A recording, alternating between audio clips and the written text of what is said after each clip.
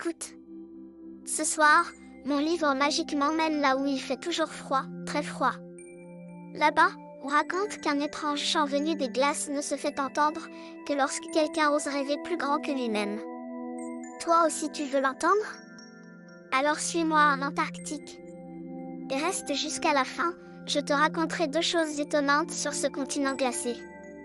Dans une grande étendue de neige, un petit manchot blanc au reflet bleuté, nommé Lumi, marchait seul. Il n'émettait jamais de son, car Lumi n'avait jamais appris à chanter. Et chez les manchots, ne pas chanter, c'est comme ne pas exister. Chaque jour, il regardait les autres chanter pour appeler leur famille, danser ou rigoler. Mais lui, restait silencieux. Il croyait que sa voix s'était envolée dans le froid. Un soir d'hiver, alors que la banquise brillait sous les aurores boréales, Lumi trouva un étrange éclat gelé au bord d'une crevasse. C'était une étoile tombée du ciel, elle brillait encore légèrement. Une voix douce se fit entendre. « Tu es celui qui m'a trouvé, mais toi, pourquoi ne parles-tu pas ?» Lumi, surpris, cligna des yeux. « Je n'ai pas de chant. » L'étoile répondit. « Tu n'as pas encore trouvé ton rêve. C'est ton rêve qui réveillera ta voix. » Lumi décida alors de partir vers le plus grand glacier du sud, là où, disait-on, les anciens manchots entendaient des mélodies venues du fond du monde.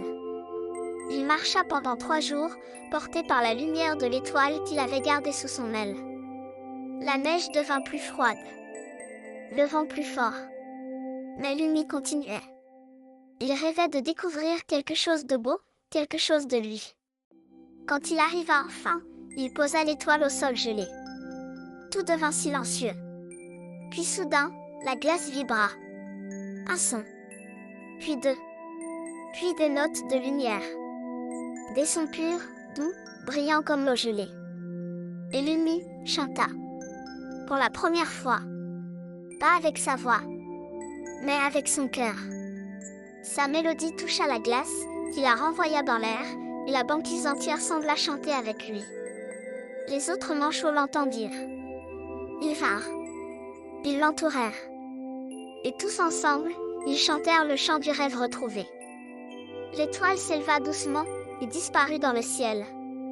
Et toi, tu crois que Lumi avait vraiment perdu sa voix? Ou peut-être qu'il attendait juste de croire en lui-même?